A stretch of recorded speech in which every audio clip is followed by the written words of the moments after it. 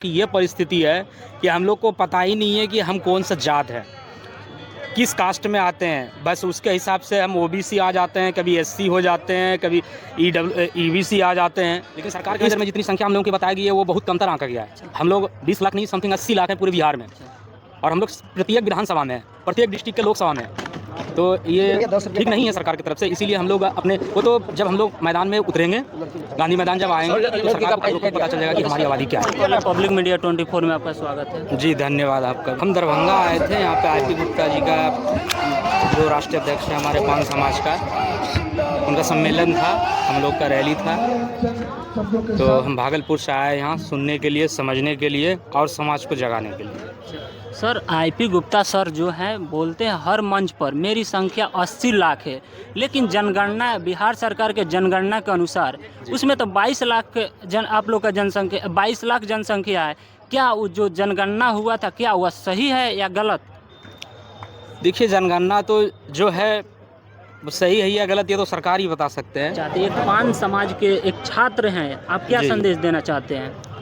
As a student हम सभी छात्राओं और छात्रों को कहना चाहते हैं और उनके गार्जियनों से भी कहना चाहते हैं कि आपस में लड़ना छोड़िए।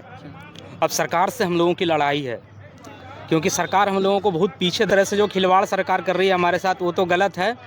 और हमारे समाज को इसके प्रति जागरूक की भावना होनी चाहिए, और पढ़े लिखे लोगों को जो नहीं पढ़े लिखे हैं उनको समझाना चाहिए, गांव-गांव जाके बताना चाहिए कि हमारा समाज किस प्रकार से आगे बढ़ने के लिए अग्रसर रहेगा। और जब तक हमें आरक्षण नहीं मिलेगी तब तक हमारा जो हम लोगों की जो परिस्थिति है हमारे कास्ट की, वो बहुत दयनीय स्थिति है। ऐसा कोई भी हमारे कास्ट में इतने पैसे वाले नहीं है कि वो अपने बच्चे को नीट या आईआईएम्स में पढ़ा सके, या एम्स में पढ़ा सके, या बड़े बड़े कॉलेजों में पढ़ा सके, बड़ी बड़ी डिग्री ले सके, या फॉरेन कंट्री में जाकर पढ़ा सके। हमारी इतनी बदतर स्थिति हम लोगों के जात की कि वो अच्छे से यूनिवर्सिटी कॉलेज, भारत के कॉलेज और यूनिवर्सिटी में भी नहीं पढ़ सकता है। इसलिए हमें कहना है कि जो भी पढ़े लिखे तबके के लोग हैं उसे समाज में जाके जागरूकता फैलानी चाहिए और उससे बतानी चाहिए कि हमारे साथ गलत हो रहा है। और प्रत्येक समाज को एक मंच पे आकर के हमें सरकार से सपोर्ट लेना चाहिए कि हमें कृपया हरिजन कास्ट में शामिल किया जाए, जिससे हमारी दयनीय स्थिति। हरिजन कास्ट जो बैन है उस शब्द सॉरी हरिजन कास्ट बैन है तो उसके लिए हम क्षमा चाहते हैं। दलित बोल सकते हैं, महादलित कास्ट में हम लोगों को शामिल किया जाना चाहिए, जिससे कि हमारी आर्थिक स्थिति जो सरकार के द्वारा योजना चलाया जाएगा तो उससे हम लोगों की गरीबों की आर्थिक स्थिति बहुत मजबूत हो जाएगी। सर अगर 2025 में विधानसभा चुनाव है, अगर आप लोग का आरक्षण नहीं वापस होता है तो आप लोग क्या कीजिएगा? क्या किया जाएगा? हो सकता है कि नाती कास्ट अपनी पार्टी गठन करके इलेक्शन लड़े, या नहीं तो जो हमें सपोर्ट करेगा हम उनके साथ लड़ेंगे।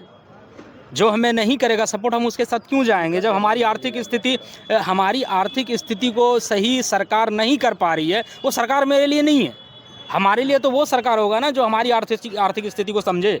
हमें आरक्षण जो था वो एक सामाजिक तौर पर दिया गया था, आप बोल रहे हैं आर्थिक क्या आपके कास्ट में छुआछूत है? देखिए सामाजिक तौर पे जो देखिए, हम जब 1967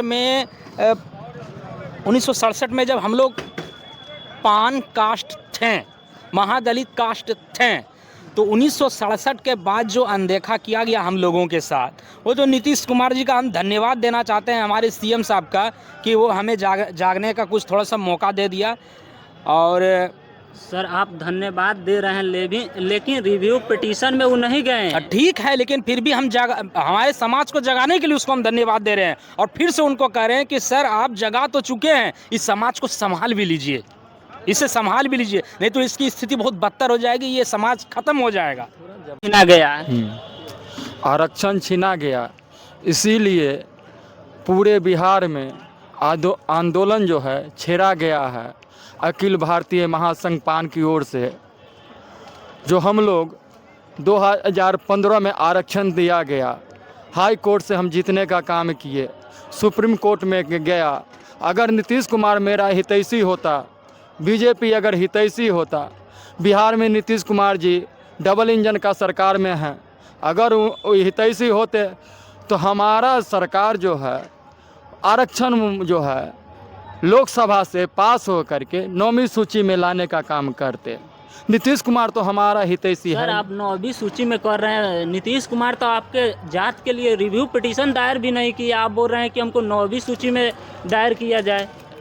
रिव्यू पिटीशन नहीं डायल किया गया, मगर सुप्रीम कोर्ट का कहना है कि आप पान हैं, बिहार में आप पान हैं, बिहार में पान आप नहीं है तो दूसरा कोई है नहीं, इसीलिए जो है आप लोकसभा से पास हो करके 9वीं सूची में आप डाला जाए।